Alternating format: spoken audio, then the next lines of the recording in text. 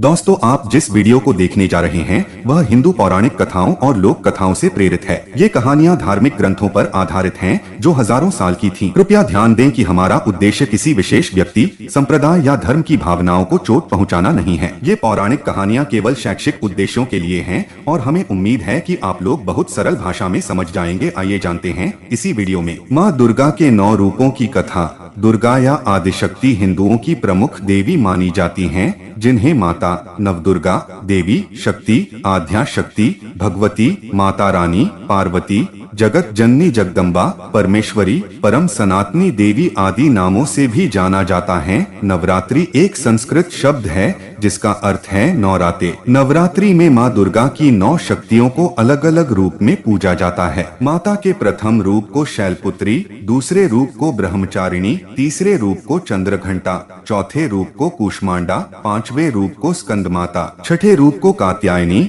सातवें रूप को कालरात्रि, आठवें रूप को महागौरी तथा 9वें रूप को सिद्धिदात्री कहा जाता है कि जब पृथ्वी पर दानवों का अत्याचार बढ़ा तब माँ दुर्गा ने अपना नया रूप धारण किया। विभिन्न कामनाओं के लिए भक्तगण नवरात्रि में माँ दुर्गा के 9 स्वरूपों की आराधना और पूजन करते हैं। आइए हम बताते हैं आपको माँ दुर्गा के 9 रूपों की कथा। दोस्तों, आज हमें पार्ट 2 वीडियो में माँ दुर्गा की 6 रूपों के बारे में चर्चा करेंगे। आइए जानते हैं माँ दुर्गा की कथा। माँ कूष्मांडा। कूष्मांडा शब्द 2 शब्दों यानी कुसुम मतलब फूलों के समान हंसी और आंड का अर्थ है ब्रह्मांड, अर्थात वो देवी जिन्होंने अपनी फूलों सी मंद मुस्कान से पूरे ब्रह्मांड को अपने गर्भ में उत्पन्न किया है। कहा जाता है कि जब सृष्टि का अस्तित्व नहीं था तब कूष्मा देवी ने ब्रह्मांड की रचना की थी, इसीलिए इन्हें सृष्टि की आद्य शक्ति के रूप में जाना जाता है। कूष्मांडा माता का रूप बहुत ही शांत, सौम्य और मोहक माना जाता है। इनकी 8 भुजाएं हैं, इसीलिए इनको अष्टभुजा भी कहते हैं। इनके 7 हाथों में कमंडल, धनुष, बाण, फल, पुष्प, अमृत, कलश, चक्र, गदा है। 8वें हाथ में सभी सिद्धि को देने वाली जप की माला है। कूष्मांडा माता का वाहन सिंह है। कूष्मांडा माँ सूर्य से संबंधित दोषों को ठीक करती हैं। जिन जातकों की कुंडली में सूर्य नीच का हो उन्हें माँ कूष्मांडा की पूजा से लाभ होता है। माँ कूष्मांडा की कथा। पौराणिक कथा के अनुसार जब सृष्टि नहीं थी, चारों तरफ अंधकार ही अंधकार था, तब इसी देवी ने अपने ईशत हास्य से ब्रह्मांड की रचना की थी, इसीलिए इसे सृष्टि की आदि स्वरूपा या आदिशक्ति कहा गया है। इस देवी का वास सूर्यमंडल के भीतर लोक में है। सूर्य लोक में रहने की शक्ति क्षमता केवल इन्हीं में है, इसीलिए इनके शरीर की कांति और प्रभा सूर्य की भांति ही दैदीप्यमान है। इनके ही तेज से 10 दिशाएं आलोकित हैं। ब्रह्मांड की सभी वस्तुओं और प्राणियों में इन्हीं का तेज व्याप्त है। अचंचल और पवित्र मन से नवरात्रि के चौथे दिन इस देवी की पूजा आराधना करना चाहिए। इससे भक्तों के रोगों और शोकों का नाश होता है तथा उसे आयु, यश, बल और आरोग्य प्राप्त होता है। ये देवी अत्यल्प सेवा और भक्ति से ही प्रसन्न होकर आशीर्वाद देती हैं। सच्चे मन से पूजा करने वाले को सुगमता से परम पद प्राप्त होता है। विधि विधान से पूजा करने पर भक्त को कम समय में ही कृपा का सूक्ष्म भाव अनुभव होने लगता है। ये देवी आधियों व्याधियों से मुक्त करती हैं और उसे सुख समृद्धि और उन्नति प्रदान करती हैं। अंततः इस देवी की उपासना में भक्तों को सदैव तत्पर रहना चाहिए। नवरात्रि के चौथे दिन माँ कूष्मांडा की पूजा अर्चना की जाती है। पूजन मंत्र सुरा संपूर्ण कलशण रुधिराप्लुतमेव दधाना हस्तपद्माभ्या कूष्मांडा शुभदास्तु में माँ स्कंदमाता नाम 2 शब्दों से मिलकर बनता है। स्कंद और माता। स्कंद भगवान कार्तिकेय का दूसरा नाम है। कार्तिकेय भगवान शिव और माता पार्वती के पुत्र है, इसीलिए स्कंद माता का अर्थ है कार्तिकेय की माता। इनके विग्रह में भगवान स्कंद कुमार कार्तिकेय बाल रूप में इनकी गोद में विराजित हैं। इस देवी की 4 भुजाएं हैं। ये दाईं तरफ की ऊपर वाली भुजा से स्कंद को गोद में पकड़े हुए हैं। नीचे वाली भुजा में कमल का पुष्प है। बाईं तरफ ऊपर वाली भुजा में वरद मुद्रा में है और नीचे वाली भुजा में कमल पुष्प है। इनका वर्ण एकदम शुभ है। ये कमल के आसन पर विराजमान रहती हैं, इसीलिए इन्हें पद्मासना भी कहा जाता है। सिंह इनका वाहन है। यह बुध ग्रह की देवी हैं। जो जातक स्कंद माता की पूजा अर्चना करते हैं उनकी कुंडली में बुध ग्रह की स्थिति मजबूत होती है। माँ स्कंद माता की कथा। कुमार कार्तिकेय की रक्षा के लिए जब माता पार्वती क्रोधित होकर आदिशक्ति रूप में प्रकट हुई तो इंद्र भय से कांपने लगे। इंद्र अपने प्राण बचाने के लिए देवी से क्षमा याचना करने लगे। कुमार कार्तिकेय का एक नाम स्कंद भी है, इसलिए माता को मनाने के लिए इंद्र देवताओं सहित स्कंद माता नाम से देवी की स्तुति करने लगे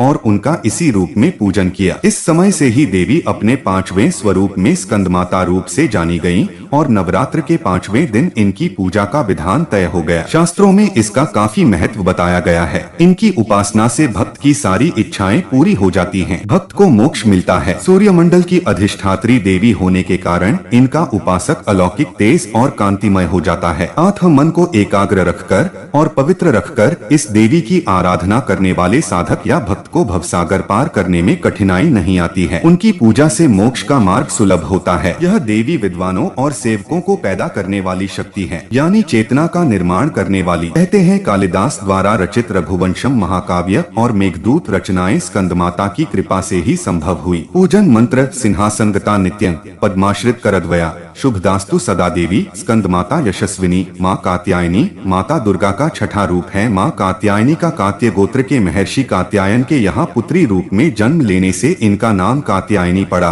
दिव्यता की अति गुप्त रहस्य एवं शुद्धता का प्रतीक यह देवी मनुष्य के आंतरिक सूक्ष्म जगत से नकारात्मकता का नाश कर सकारात्मकता प्रदान करती हैं। चार भुजाओं वाली देवी के इस रूप का वर्ण सुनहरा और चमकीला है। रत्न आभूषण से अलंकृत देवी कात्यायनी का वाहन खूंखार सिंह है, जिसकी मुद्रा तुरंत झपट पड़ने वाली होती है। ऊपर वाली दाई भुजा से माता की ऊपर वाली भुजा अभय मुद्रा में होती है तथा नीचे वाली वर मुद्रा में होती है। बाईं तरफ की ऊपरी भुजा से उन्होंने चंद्रहास तलवार धारण की है तो नीचे वाले हाथ में कमल का पुष्प पकड़े रहती है। एकाग्रता से माता की पूजा करने वाले को धर्म, अर्थ, काम और मोक्ष की प्राप्ति होती है। माता की उपासना कर शहद का भोग लगाएं, जिससे जीवन में खुशहाली, यौवन और संपन्नता बनी रहती है।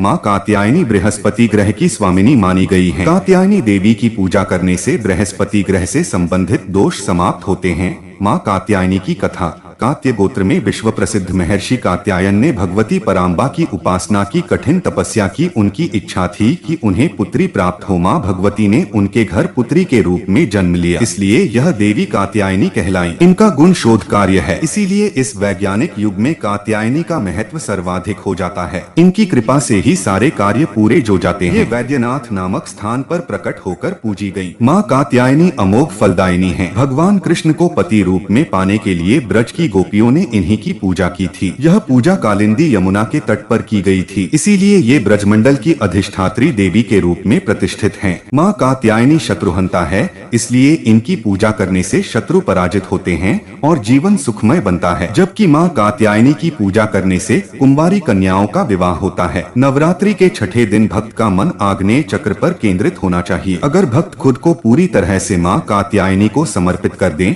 तो माँ कात्यायनी उसे अपना असीम आशीर्वाद प्रदान करती है। पूजन मंत्र चंद्रहासोज्ज्वलकरा शार्दूलवर वाहना कात्यायनी शुभं दद्यात् देवी दानवघातिनी। माँ कालरात्रि। कालरात्रि काल अर्थ मृत्यु होता है और रात्रि का अर्थ अंधकार होता है। इसका प्रकार कालरात्रि का अर्थ हुआ काल का नाश करने वाली, भय से मुक्ति प्रदान करने वाली देवी कालरात्रि की पूजा हम नवरात्रि के 7वें दिन करते हैं। इनकी पूजा से प्रतिकूल ग्रहों द्वारा उत्पन्न दुष्प्रभाव और बाधाएं भी नष्ट हो जाती हैं। माता का यह रूप उग्र एवं भयावह है, लेकिन अपने भयावह रूप के बाद भी यह भक्तों को शुभ फल प्रदान करती हैं। ये देवी काल पर भी विजय प्राप्त करने वाली हैं। माँ कालरात्रि का वर्ण घोर अंधकार की भांति काला है। बाल बिखरे हुए हैं तथा अत्यंत तेजस्वी 3 नेत्र हैं। इनके गले में बिजली की चमक जैसी माला भी होती है। माँ के 4 हाथों में से 2 हाथ अभय मुद्रा और वर मुद्रा में होते हैं तथा शेष दोनों हाथों में चंद्रहास, खड़ग अथवा हंसिया एवं नीचे की ओर वज्र कांटेदार कटार होती है। माता के तन का ऊपरी भाग लाल रक्तिम वस्त्र से एवं नीचे का भाग बाघ के चमड़े से ढका रहता है। इनका वाहन गर्दभ गधा होता है। नवरात्रि के 7वें दिन माँ कालरात्रि की पूजा अर्चना की जाती है। माँ कालरात्रि की पूजा करने से शनि दोष समाप्त होता है। माँ कालरात्रि की कथा के अनुसार दैत्य शुंभ निशुंभ और रक्तबीज ने तीनों लोकों में हाहाकार मचा रखा था। इससे चिंतित होकर सभी देवतागण शिव जी के पास गए। शिव जी ने देवी पार्वती से राक्षसों का वध कर अपने भक्तों की रक्षा करने को कहा। शिव जी की बात मानकर पार्वती जी ने दुर्गा का रूप धारण किया और शुंभ निशुंभ का वध कर दिया। परंतु जैसे ही दुर्गा जी ने रक्तबीज को मारा, उसके शरीर से निकले रक्त से लाखों रक्तबीज उत्पन्न हो गए। इसे देख दुर्गा जी ने अपने तेज से कालरात्रि को उत्पन्न किया। इसके बाद जब दुर्गा जी ने रक्तबीज को मारा तो उसके शरीर से निकलने वाले रक्त को कालरात्रि ने अपने मुख में भर लिया और सबका गला काटते हुए रक्तबीज का वध कर दिया। इनका रूप भले ही भयंकर हो लेकिन ये सदैव शुभ फल देने वाली माँ है, इसीलिए ये शुभंकरी कहलाई, अर्थात इनसे भक्तों को किसी भी प्रकार से भयभीत या आतंकित होने की कतई आवश्यकता नहीं। उनके साक्षात्कार से भक्त पुण्य का भागी बनता है। कालरात्रि की उपासना करने से ब्रह्मांड की सारी सिद्धियों के दरवाजे खुलने लगते हैं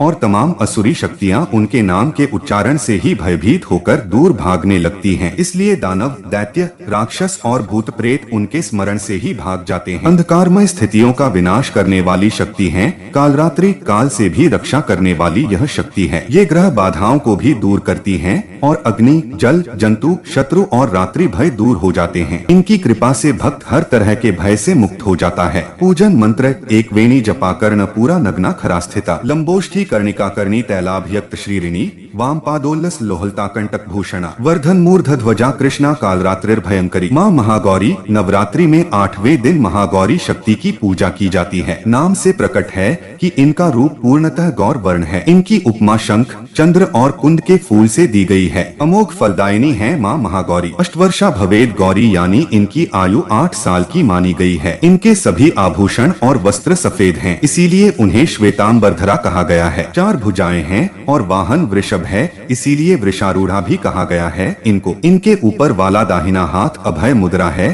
तथा नीचे वाला हाथ त्रिशूल धारण किया हुआ है। ऊपर वाले बाएं हाथ में डमरू धारण कर रखा है और नीचे वाले हाथ में वर मुद्रा है। जो जातक नवरात्रि के 8वें दिन माँ महागौरी की पूजा अर्चना करते हैं उनकी जन्मपत्री का राहु दोष समाप्त हो जाता है। माँ महागौरी की कथा: इनकी पूरी मुद्रा बहुत शांत है। पति रूप में शिव को प्राप्त करने के लिए महागौरी ने कठोर तपस्या की थी। इसी वजह से इनका शरीर काला पड़ गया, लेकिन तपस्या से प्रसन्न होकर भगवान शिव ने इनके शरीर को गंगा के पवित्र जल से धोकर कांतिमय बना दिया। उनका रूप गौर वर्ण का हो गया, इसीलिए ये महागौरी कहलाई। ये अमोघ फलदायिनी है और इनकी पूजा से भक्तों के तमाम कलमश धुल जाते हैं, पूर्व संचित पाप भी नष्ट हो जाते हैं। महागौरी का पूजन अर्चन, उपासना, आराधना कल्याणकारी है। इनकी कृपा से अलौकिक सिद्धियां भी प्राप्त होती हैं। नवरात्रि के 8वें दिन माँ महागौरी की पूजा करने का प्रचलन है। माँ महागौरी राहु की स्वामिनी मानी जाती हैं। जो जातक नवरात्रि के 8वें दिन माँ महागौरी की पूजा अर्चना करते हैं उनकी जन्मपत्री का राहु दोष समाप्त हो जाता है। पूजन मंत्र: श्वेते वृषे समारूढ़ा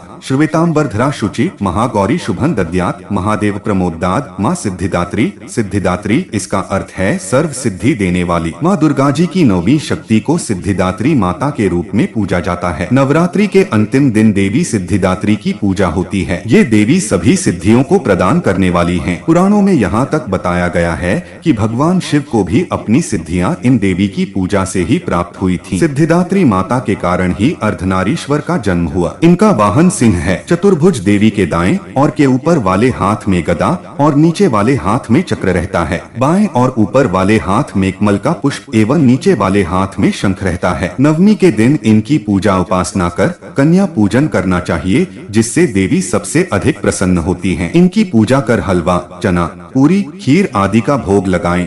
जो जातक नवमी के दिन माँ सिद्धिदात्री की पूजा अर्चना करते हैं उनके जीवन से केतु का दोष हट जाता है। मार्कंडेय पुराण के अनुसार 8 सिद्धियाँ इस प्रकार हैं: 1 अणिमा, 2 महिमा, 3 गरिमा, 4 लघिमा, 5 प्राप्ति, 6 प्राकाम्य, 7 ईशित्व और 8 वशित्व। ब्रह्म वैवर्त पुराण के श्री कृष्ण जन्म खंड में यह संख्या 18 बताई गई है। इनके नाम इस प्रकार हैं: 1 अणिमा, 2 लघिमा, 3 प्राप्ति, 4 प्राकाम्य, 5 महिमा, 6 ईशित्व वाशित्व, 7 सर्वकामावसायिता, 8 सर्वज्ञत्व, 9 दूरश्रवण, 10 परकाय प्रवेशन, 11 वाक्सिद्धि, 12 कल्पवृक्षत्व, 13 सृष्टि, 14 संहारकरण सामर्थ्य, 15 अमरत्व, 16 सर्वन्यायकत्व, 17 भावना, 18 सिद्धि। माँ सिद्धिदात्री की कथा: पुराणों के अनुसार भगवान शिव ने माँ सिद्धिदात्री की पूजा करके सभी प्रकार की सिद्धियों को प्राप्त किया था। उनका आधा शरीर स्त्री का हो गया था, इसीलिए उन्हें अर्धनारीश्वर के नाम भी जाना जाता है। एक समय पे जब सृष्टि में अंधकार छा गया था तब एक दिव्य शक्ति ने जन्म लिया, जो महाशक्ति के अलावा कोई नहीं थी। देवी शक्ति ने ब्रह्मा,